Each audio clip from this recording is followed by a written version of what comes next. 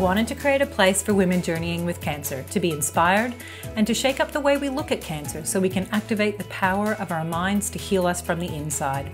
Welcome to this series, Rethinking Cancer. I'm Cindy Scott, two-time cancer thriver and author of the Healing Journal. This series is sponsored by Evolving Women, an online healing sanctuary for women journeying with cancer. You can find them at evolvingwomen.co.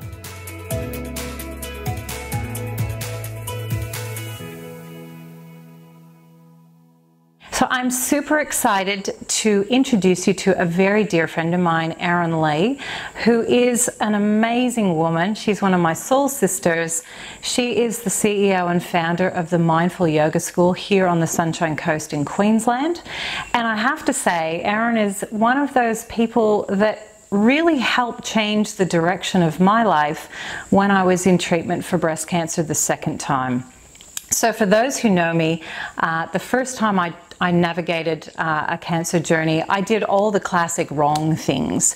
And so Erin actually came into my life just before my second diagnosis and was very instrumental in actually waking me up to what was going on between my ears and how I could actually choose a different way of approaching cancer the second time. So I'm absolutely thrilled to have you here with me today, Erin, and I look forward to sharing some of your insights and wisdom with the audience here today, because there's so many people going through cancer treatment, unfortunately way too many, and I think some of your wisdom is so powerful and so helpful when we're navigating something so horrific as cancer. So welcome. Thanks, Cindy. Thank you so much for having me. It's a total honour to be talking with you. Pleasure, pleasure. I'd also like to take a moment to honour one of our dear friends, Benay, who was just diagnosed with cancer last week. So this has rocked our worlds and I think has reinforced for both of us the importance of the work that we're both doing around supporting people that are going through change, going through crises, going through tough times. Because let's face it, it is one of the certainties in life is change. Yeah, it is. You just never know, I guess, what's around the corner, and I imagine this is, you know, how it must feel with that diagnosis that you're so familiar with multiple times, and now a dear friend, Benay, it's just such a shock, yet it's change along with lots of other changes that can unfold in life. So, you know, with what we'll be talking about today, we'll see the approach tends to be the same no matter what the event is. But certainly the cancer word instantly brings up associations for people. Fear, definitely. I mean, there's a lot of that fight or flight. And I guess for me, and that was one of the things that I'm so grateful to you and will be eternally, is for when I was going through my second round of breast cancer, instead of trying to like crush it, kill it, F it, you know, everybody sort of has these sorts of ways of like, well, I'm going to be stronger than it and I'm going to conquer it. You offered a very different approach, and I would love for you to share a little bit about the power of surrender. Yeah, I mean, it feels like the last thing that you would want to do is to surrender to it when you get that news and that piece of information. That's such a shock. And the last thing I imagine under that scenario you would feel like doing is going, okay, I surrender to this, you know. So I think the FUs, the fight it, that comes out of the emotion of anger. And rightly so, you know, for anger to arise in that moment isn't a bad thing at all. It's an emotion like the whole gamut of emotions. And the fear, the grief, you know, that there's been a loss of health in that moment. There's a loss of something, there's a grief. So the surrender is not just surrendering. No, you're not just giving in. It's not some kind of passive resignation and allowing the cancer, you know, to flood your body or anything like this. It's surrendering to what is in this exact moment. And so that may well be surrendering to your emotion of anger, surrendering to the existence of cancer in this moment, surrendering to the emotional roller coaster and the grief and the sadness, just as much as you would surrender to the blue sky being here in this moment, or the sound of a bird, and I guess this is where mindfulness can be very, very helpful. The first reaction we have when we receive news that is unpleasant or that we think shouldn't be as it is we resist. We resist and we constrict and we tense and we grip on and tighten on it. That's that tightening energy that causes us more suffering anyway. So isn't that the definition of suffering? It's like when we want something to be something in a different way than what it actually is. Yeah. So we're wishing that we were somewhere different than in this moment. Yeah. Dealing with whatever it is that we have on our plate. That is a great cause of suffering. And so, I mean, the antidote to it, if you like, is remembering that change is guaranteed, like you say, or remembering impermanence is the Buddhist word for it. And that everything is always in a state of change. So things have changed. Cancer has arrived and you've just found out about it. And that's a big change. But now our reaction to it is to grip on in resistance to it. It's actually putting a block on that flow of change. Of course, we would rather not be in this position. We would rather that this event did not unfold. You would not design your life that way, of course not. But the reality is that it's here. I mean, I have had experiences in life that have unfolded well. I'd rather they would have not unfolded. The death of my husband, for example, 15 years ago. And I certainly went through the stages of constriction and resistance to that event. And I guess this is where I really learnt about the power of mindfulness, in that once we can come back into this kind of neutral space of going, okay, well, this exists, it's real just in this moment. But with the understanding of impermanence, this too shall pass, like this will change. So right in this moment, can I accept that it's here? It's temporary though, like at some point it's going to change, whatever that looks like. So can I accept that it's here in this moment? And it's that meeting of the present moment where profound healing becomes possible. I think one of the other things you said to me somewhere along the line is, what if you could meet the cancer with loving kindness and curiosity? Like, my body actually created it in some way. I believe on some level my body can heal it too. So if I were to actually get my, the energy of believing that perhaps maybe on some level cancer showed up for me as a teacher or a messenger of some sort. And I actually took it to that extent with the second time around. I just started to get really curious about why it had shown up, rather than meeting it with anger and, as you say, tightening the grip and having this fear and anger around it. It was like, okay, why are you here? Why have you shown up for me? Yeah, and I mean, that's a really difficult thing to ask someone to do, isn't it? To take ownership of any kind of dis-ease, any state of dis-ease, whether it's in the body or whether it's of mind. You think of someone in the thick of anger or rage and asking them to own it, and like they're going to be projecting that everywhere. So, and it's certainly nothing to do with like blame or fault, because what can happen here with the notion of accepting that I am able to create disease as much as I'm able to create ease in my life is we tend to judge and beat ourselves up for, what I did wrong or what I should have done. And so to be able to go in this moment, that which I can create, I have the power within me to create. I'm a creator. And whether it's pleasant or unpleasant, I mean, we're just this powerful that we can do both. And so to come into that without any judgment, this is with loving kindness, and to go, I am a powerful creator. And and without trying to put a story to it or a reason or blame or any of these sorts of things around it, that puts you in a position where you can also create the polar opposite. You can, in fact, there's not even just two possibilities here to be in east or dis-east. There's the full spectrum in between of possibilities.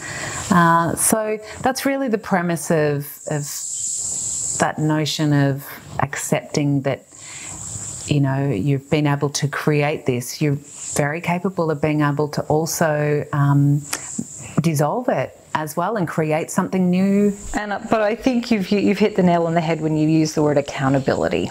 So in order to have that, you need to accept a level of accountability that maybe you haven't been living a life in alignment with your truth, or maybe you're carrying some unresolved emotion around something or someone.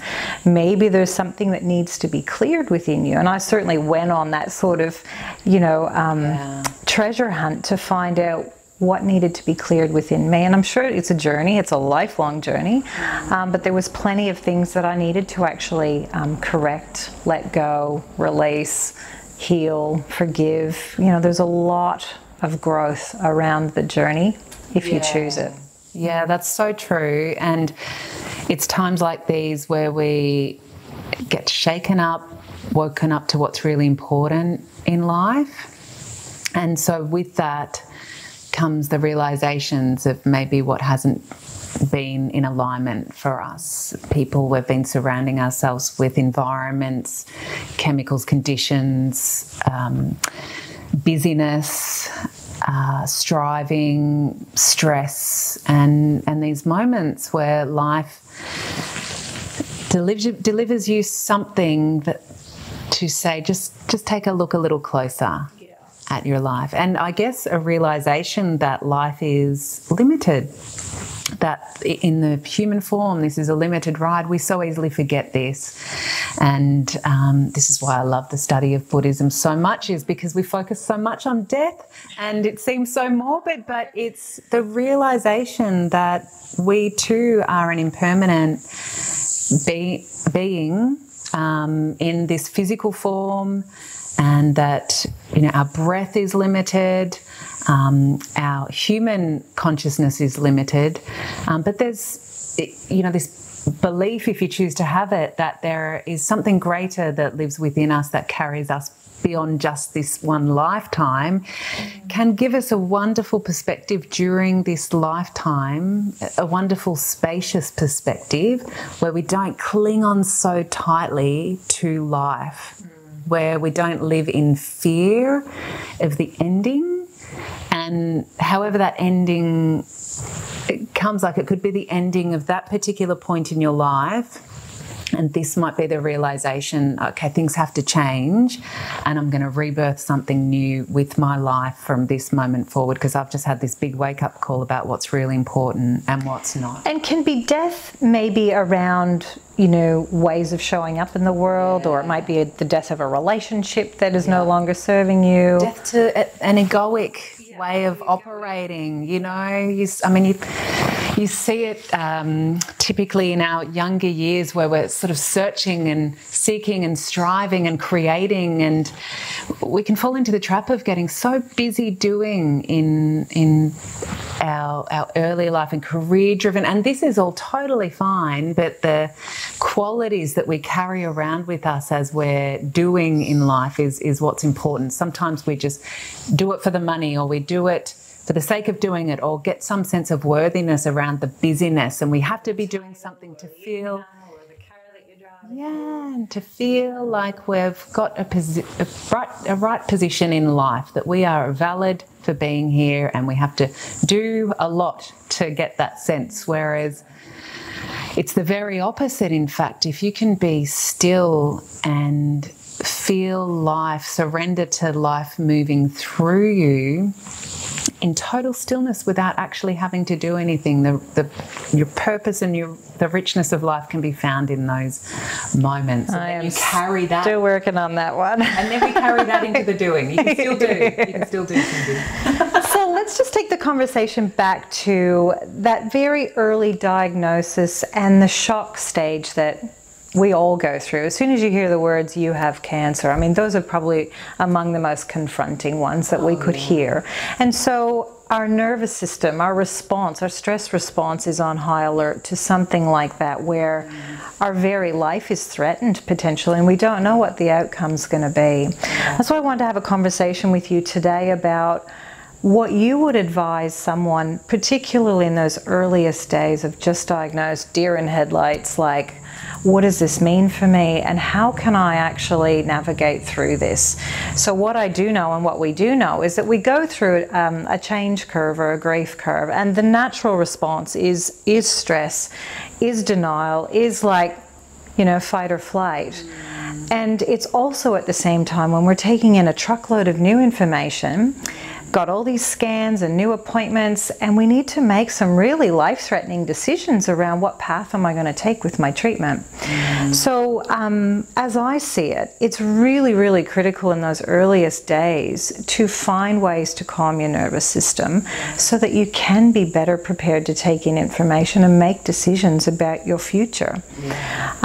So what advice would you have for people going through, particularly the earliest days of just diagnosed and heading into treatment? How can they keep themselves centered and still through that? Well, the yogic pathway gives us a way for approaching this. So it says to begin with the body, in fact. So here we are in this situation where there's something in your body that you're probably feeling very adverse to right now. You're feeling an aversion to. So yoga asks, in fact, how does this feel in my body right now? Kind of as the first question.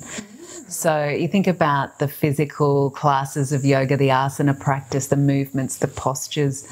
This is kind of where it all begins. It's just one piece of the bigger picture of yoga. And really the ultimate, you know, place to get to with yoga is a sense of connection and, I guess, if you like, that total surrender space that you were talking about before. So if we can begin at the body, knowing this is the kind of outermost layer of our very being and how we move around through the world and how we present and be in relationship with others is usually first with our body. So a question, how am I feeling in my body right now? And what this does is, with all this information and the swirl of questions and decisions and feelings and everything that's going on, is it's very mental. It's very, very in the head, and it's big, it's overwhelming, we can be very confused, and all of these kind of states live in the mind, in the mental body. So that disconnects us from our physical body in the moment. If we're too in the head, you know, it's like the head's separated off and we've got no idea what's going on in this vehicle that we're in. So how am I feeling in my body right now? Well, if I'm feeling in resistance and I'm stressed to this news, my heart's probably racing, I've got maybe sweaty palms, I'm probably feeling really fearful, I get tension, the skin on my scalp is probably like glued to the skull, it's stuck there, nothing's feeling relaxed. This is all good information in this moment, and the more that perhaps you can journal about this in those early days. So what you're feeling in your body? Yeah. That physical response. What am I getting present to in my body now as a result of what's before me? I'm feeling agitated, I'm feeling tense, and then fuzzy in the head, like you're just not able to really concentrate and make decisions. Yeah. So, and this is all you need to do without trying to fix anything. Just notice. This is the art of mindfulness, because we instantly want to go into fixing mode normally. Like, this is not right. This is bad news and I want to fix it. I certainly did. I just want to get to the other side, like just get this done. Yeah. So what that does is wanting to get to the other side, but the reality in this moment, this present moment's here, and you want to be there, and so you're not here, but it's here that all the possibilities live again. So we don't want to bypass the truths and the I was looking for every shortcut possible, but there weren't any. You really need to do the work yourself. You've got to take one baby step after the next. There's no racing through it, unfortunately, as I discovered. And that's very natural, like very natural response. So we want more pleasure, don't we? We don't want to sit in the pain. I mean, we want to fight it, flee from it. The classic stress responses: to fight, flight, or freeze. Freeze. So we don't know what to say yes and no to. We're totally confused. We're seeing everyone else's stress response unfold around us in response to the news about you. That's what you're probably managing as well. And please is the other one. You might even go into sort of trying to look after everyone else and manage their stress responses, avoiding your own. So the stress response is very normal and natural. But having the stress response here and then being aware that you're having a stress response, that's the beauty of mindfulness, is that we don't have to fix it. We understand that this is going to change too. But in this moment, can I be here with it? Because that's my only reality right now.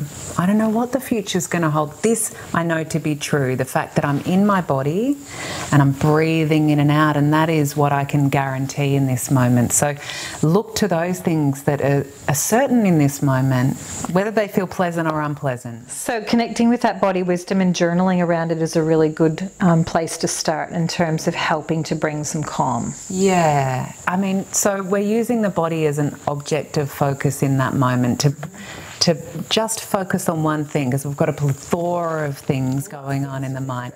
So let's look to the body because it's here, it's available. So let's look to it and go, well, how are you going? What are you getting present to in here, body? And you can journal about that. If you've got a beautiful candle like this one in your room, you might just place the awareness just on one thing. As you're drinking your glass of water, you get really present with what is here right now, because that's the only thing that's guaranteed, and go, I have a glass of water and I'm going to drink the water and notice the water. You can journal about that too, but just one thing. This is a time to apply just one thing at a time, one step at a time. You could use the breath then as your object of focus as well. You could notice your inhale and notice your exhale. But whatever it is you're choosing to be aware of, it's just so that you can narrow your field of awareness onto one thing in this moment. Even if it's the emotion of overwhelm, which you're normally thinking of a gazillion things at a time, then you're noticing that you're thinking of a gazillion things at one time. Without judgment, like just accepting. Okay, I've got a lot of things going through my mind right now. Yeah, that's it. Almost like you're here and you've got this light of awareness, this curious observer shining the torch on. Isn't that interesting? I'm feeling really angry right now. And anger feels like this in my body. I'm heated and my jaw's clenched. And you might just say, to remove yourself from being so hijacked by that state, isn't that interesting? I'm feeling angry, to really own it. I'm feeling really worried, actually. I'm feeling really sad about this. To be with whatever's unfolding in that moment. That's not going to last, that emotion. It's a temporary energy. So is, so is the body. One of the things you talk about, which I really love, is you say it as like a mantra almost, is loosen your grip. And that has been so powerful for me to hear, because I think we as human beings can have this tendency to want to try and hold on and to control what we can control. And especially when you get news like you have cancer, it's like, what can you control? And, you've got this sort of rigid response. So hearing you say, loosen your grip, it was like almost giving me permission to go, well, hang on a sec. Do I need to be responding in the way that I am responding? Or is there an alternative? Is there a different way that I can be doing this? Yeah, it's a nice term, isn't it? Often we're holding on to tension that's just unnecessary. So to loosen the grip in any moment in life, in fact, allows life to then flow freely again, for you, through you, to you, from you. When you grip on, you're blocking that flow of vital energy, that whatever that energy is that moves through us and allows us to breathe for the time that we have here. You tense up and hold on in your body and in your breath, and you're blocking that vital energy, in fact. And that is what is the source of all creation. So let's do what we can to loosen the grip, not have to fix anything, and maybe trust that connecting with that source of something greater, whatever you want to call it, creator, God, to Buddha, to Allah, divine life force, prana, that you understand that there's something of a higher order that's pulling the strings on life. I do believe that. So our dear friend Benet is just going in for her first radiation treatment today. So there's a lot of firsts when you're going through a cancer journey. And for me, I didn't have radiation, but I had chemo. And, you know, there's a number of other firsts, but I think particularly radiation and chemo and surgeries as well can be those moments where you're going into the hospital, you're trusting that the doctor has the skills and knowledge that they need to do what they need to do.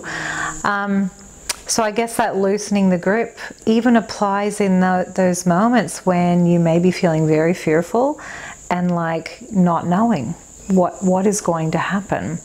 Have you got any advice around facing those moments? Because everyone going through cancer treatment faces those uncomfortable, icky moments. Yeah, and I think, you know, in consideration of what Benet's facing today and seeing what's unfolding for her is, you know, and her approach is that she's in full faith and trust of the flow of what's unfolding here, including the medical advice and everything. I mean, you just are in those moments. You're in the hands of experts who deal with this stuff all the time, and so you know, trust what's the solutions that are being put before you. So, and this could be very valid, and sometimes it's not as well. What is true for you? This is what can be really hard to access in these early days, right? We were having this conversation before. So to, I guess, stay as clear and as, you know, level-headed as possible in this moment. This is where being here for this moment gives us the best opportunity to see things clearly. So we're not trying to preempt and predict things. This is the world you're in, though. It's like, let's do this because it's going to give this outcome. Okay, right here and now. Can I know that I'm in my body breathing in and out, and then space before making a decision? Is this true for me? Asking these sorts of reflective questions. Does this feel like a yes? Does this feel like a no? In this heart and soul of me. And yes will always feel, you know, a little more expansive and spacious than a no that might feel a little constrictive. There can be doubt that can give us a little uncertainty in there, even if it is a yes.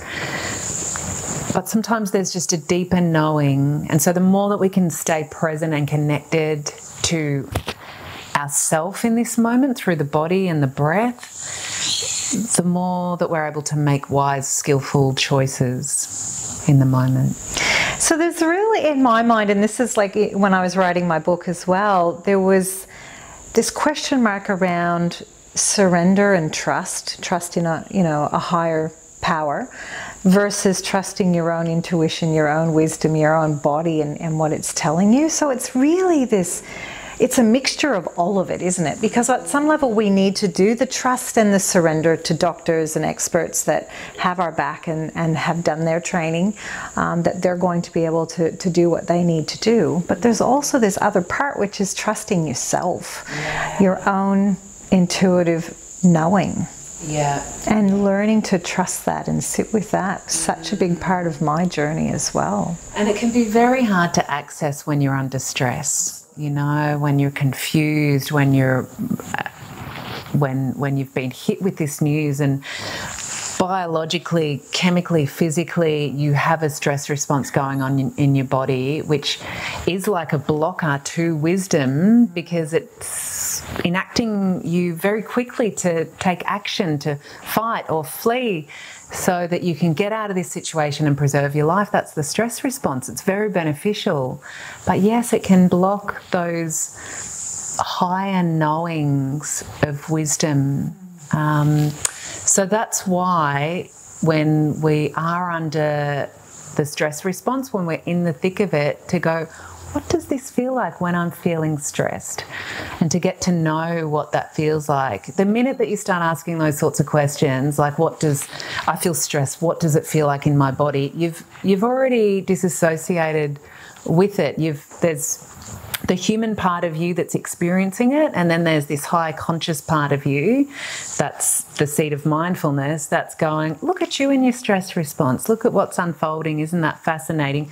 This is the part that's going to be able to say the yeses or nos that are true for you.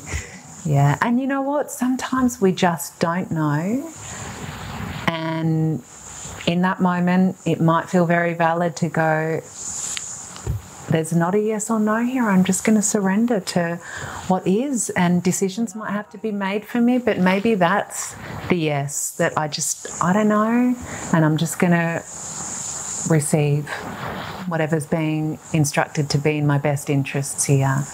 And that might be it. That's okay in that moment. Awesome, amazing. I'm just wondering if there's one thing you'd love to leave our audience with today, one little pearl of wisdom. What might that be? What do you think would most support someone navigating a cancer journey? You watched me through mine fall apart and put me back together. And now our dear friend Benay, what would be one thing you'd love to share with people going through a cancer journey?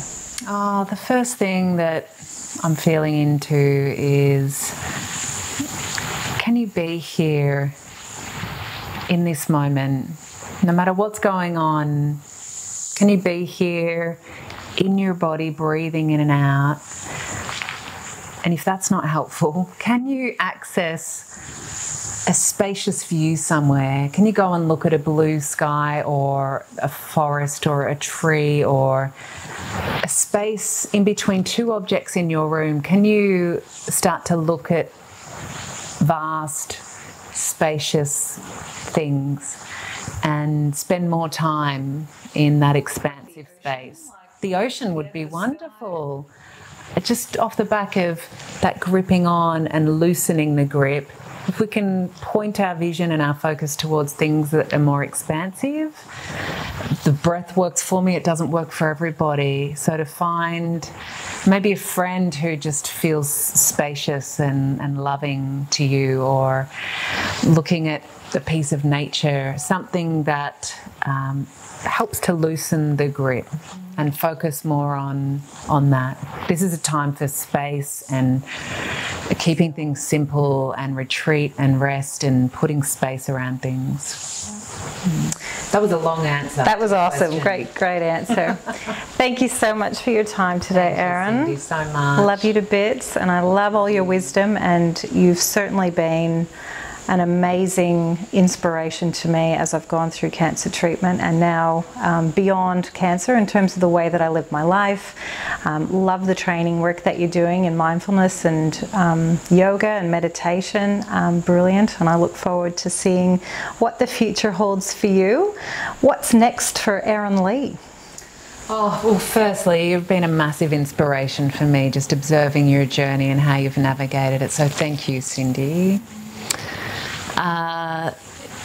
You know, it's part of watching what you went through and then what you've learnt to cultivate, and how, you know, the purpose that you've come through the other side with, and what's important in life again. You know, it has been one of the inspirations for my next project called Big Intentions.